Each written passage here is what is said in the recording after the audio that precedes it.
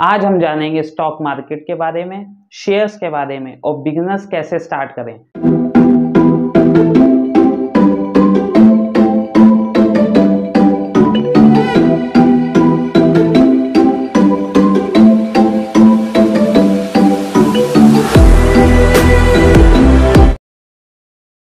तो आइए शुरू करते हैं। हेलो एवरीवन, वेलकम टू अभी फाइनेंस और मेरा नाम है अभिषेक चौधरी। देखिए, सबसे पहले हम लोग धुन क्लियर करते हैं जो शेयर मार्केट के बारे में है। कुछ लोग एक्साइटमेंट में या फिर नए लोग होते हैं, उनके अंदर एक कॉमन प्रॉब्लम होती है कि वो थोड़े इमोशनल हो जाते हैं या बजट से बाहर चले जाते हैं या कुछ, तो वो अलग अलग तरीके के रिस्क लेते हैं अलग अलग सिचुएशन में और वो उनका पैसा गंवा देते हैं, डूब जाता है। फिर वो बाद में शेयर मार्केट को बदनाम करते हैं। हाँ, एक इसमें फैक्ट ये है कि पैसा कमाना इतना इजी नहीं है, बट अगर आपके पास सही नॉलेज है और आप थोड़ा सा पैसा आपके पास, जैसे मान लेते हैं एक अमाउंट 5,000 में कोई इशू नहीं है, किसी को कोई दर्द नहीं है। 5,000 से ऊपर का अगर आप कोई अमाउंट चूज़ कर रहे हैं तो वो आप अपने रिस्क फैक्टर पे चूज़ करिएगा कि आप उसको हैंडल कर पाएंगे कि नहीं। अगर वो कुछ उस अमाउंट के साथ रिस्क पे जा रहा है, कुछ हो जाता है, इधर से उधर हो जाता है, कुछ उसका नहीं हो रहा है, आपको पैसे की नीड है, तो अब वही बात है ना कि शेयर मार्केट को नहीं बदनाम करना है ना। आपके पास पैसा है तो आप फिर से स्टॉक्स में इन्वेस्ट कर सकते हो, कुछ हो गया तो आप कहीं और इन्वेस्ट कर सकते हो, तो उतना पैसा आप रख लेना। तो शेयर्स और स्टॉक मार्केट दोनों के बारे में समझ लेते हैं। मान लीजिए मैंने एक स्टार्टअप स्टार्ट किया, एक बिजनेस किया और मेरा प्रोडक्ट चल गया, मांग बढ़ गई और मैं एक आउटलेट से या एक जगह से या एक फैक्ट्री से, मेरे पास कई फैक्ट्री हो गई, कई दुकानें हो गई, कई आउटलेट हो गई, कई फ्रेंचाइजी हो गई। अब मुझे, मेरे पास जितना पैसा था, जितना आया था, मैंने एग्जॉस्ट कर लिया। अब मैं कहाँ जाऊँगा हेल्प के लिए, पैसे के लिए? मुझे तो बिजनेस ग्रो करना है। तो सबसे पहला होता है घर, फिर रिलेटिव्स और फिर फ्रेंड्स। अगर आपको अरेंज हो पाया पैसा तो अच्छी बात है, नहीं हो पाया या आपको मांगना नहीं है तो आपके पास क्या ऑप्शन बचता है? बैंक। बैंक के साथ एक इशू आता है कि बैंक आपसे इंटरेस्ट मांगता है, 10 से 12% का बैंक का इंटरेस्ट होता है और प्लस हर महीने की आपको ईएमआई की टेंशन है वो अलग से। तो उससे बचने के लिए फिर आप क्या करते हो? आप किसी पार्टनर को ढूंढते हो, कहते हो कि भाई कुछ शेयर ले ले, हिस्सेदारी ले लो, मुझे पैसे दे दो, मुझे नीड है, मैं अपने बिजनेस को ग्रो करता हूँ, तुम भी ग्रो होगे। आप उस पर चलते रहते। अब आपका बिजनेस और ग्रो करना चाहता है, आपके पास इतने ऑर्डर हैं कि आप बना नहीं पा रहे हो, मतलब मैं बना नहीं पा रहा हूँ, मैंने बिजनेस स्टार्ट कर रखा है, मैं बना नहीं पा रहा हूँ। अब मैं क्या करूँगा? मैं जाऊँगा पब्लिक के पास। इसे बोलते हैं आईपीओ, इनिशियल पब्लिक ऑफरिंग। इसको SEBI, security exchange board of India regulate करता है। फिर मैं अपनी कंपनी को एक शेयर डिसाइड करूंगा कि कितना पार्ट मुझे शेयर में डालना है, उसका एक प्राइस डिसाइड करूंगा। ये प्राइस ऐसे नहीं डिसाइड होगा, इसका एक प्रोसेस होगा। उस प्राइस को डिसाइड करने के बाद मैं अपना आईपीओ लॉन्च कर दूंगा। ये होता है पहली बार। दूसरी बार अगर मैं अपना शेयर बेचता हूं तो उसे बोलते हैं एफपीओ।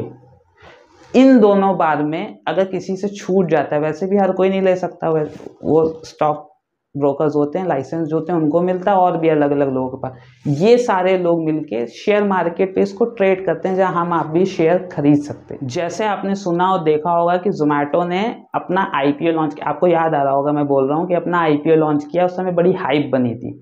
ये 2021 की बात है, जुलाई की। तब 72 रुपीज़ में जोमेटो का शेयर आईपीओ लॉन्च हुआ था।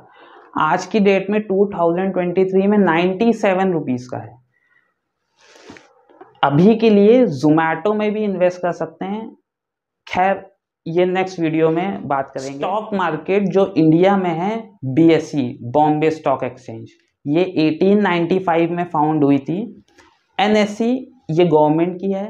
नेशनल स्टॉक एक्सचेंज ये 1992 में फाउंड हुई थी। ये दोनों ही मुंबई में लोकेटेड हैं। और कुछ कंपनीज, जैसे शेयर मार्केट में कुछ कंपनी सिंगल होती हैं, इंडिविजुअल वर्क करती हैं, कुछ एक इंडेक्स बनाया जाता है, जैसे टॉप 50 कंपनीज हैं या टॉप 100 कंपनीज हैं, इनको एक ग्रुप कर लिया जाता है। इसका एक अमाउंट हमको, आपको ट्रेड करने को जो डेली बेसिस पे हम देखते हैं वो मिलता है। बट वो टॉप 50, टॉप 100 थी, जैसे निफ्टी 50, निफ्टी 100, ये इंडेक्स होता है। बीएसई में 5600 से भी ज़्यादा कंपनीज हैं और एनएसई में 2100 कंपनीज हैं अभी तक, 2023 तक। इसको भी सेबी रेगुलेट करता है, वो डिसाइड करता है कि क्या है, क्या कैसे क्या सिस्टम चल रहा है। फॉरेन में भी जो मार्केट्स हैं, जैसे आपके पास न्यूयॉर्क स्टॉक एक्सचेंज, नैस्डैक, ये फॉरेन की मार्केट है। बाकी आप वीडियो को पॉज करके इस चार्ट में देख सकते हैं। डाउ जोन्स इंडेक्स है फॉरेन का, है ना, तो आप ऐसे समझ जाएंगे।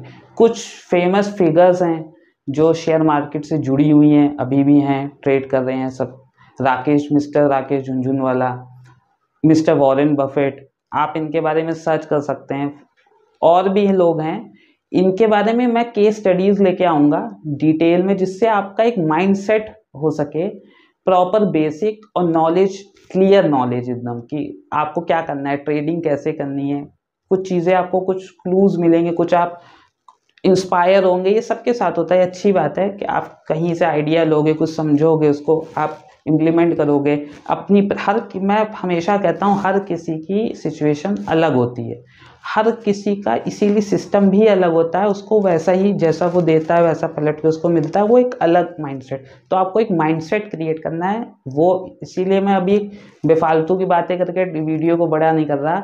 पहले भी मैंने आपसे बोला है कि बड़े बड़े नाम, बड़े बड़े डिजिट की ज़रूरत नहीं होती है। First recorded stock exchange Amsterdam में 1602 ईस्वी में फाउंड हुआ था। डच ईस्ट इंडिया कंपनी के शेयर ट्रेड हो रहे थे, तब वो रिकॉर्ड किया गया था पहली बार। और आज की मॉडर्न ज़माने में हम उसे वॉल स्ट्रीट के नाम से जानते हैं। अब आपको ट्रेडिंग स्टार्ट करने के लिए एक डीमैट अकाउंट और एक ट्रेडिंग अकाउंट की ज़रूरत है। ये दोनों ही आपको एक ही जगह पे मिल जाएंगे। पहले तो हो गया आपका बैंक, जहां आपका ऑलरेडी अकाउंट है, आप वहां पे कंसल्ट करिए, पता करिए क्या ये दोनों फैसिलिटी अवेलेबल है। नहीं तो HDFC, ICICI, एक्सिस, बहुत सारे बैंक हैं।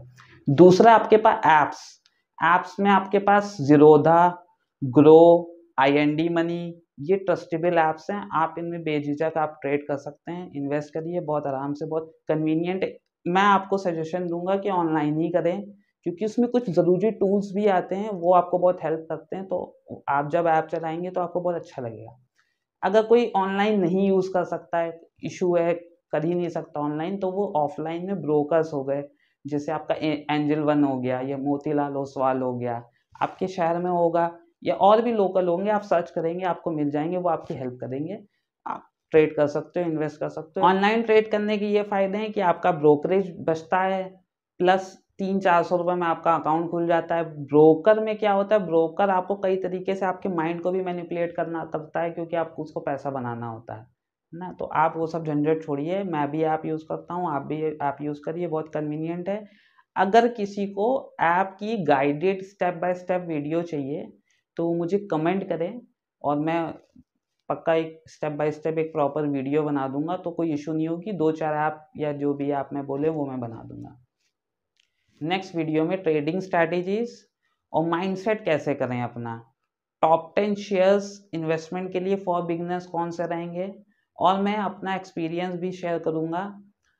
बेसिक्स पहले क्लियर कर लें, बातें तो होती रहेंगी। मैं अपनी लाइफ की जर्नी, अपने एक्सपीरियंस और अपना हर एक सेट करना है। तो अभी हम लोग को बहुत सारे बेसिक्स क्लियर करने हैं। एक बार ये सारे बेसिक्स क्लियर हो जाएं, फिर मैं आपको खुल के बताता हूँ, आपको किसी भी चीज़ में कोई इशू आएगा ही नहीं। तब तक के लिए सब्सक्राइब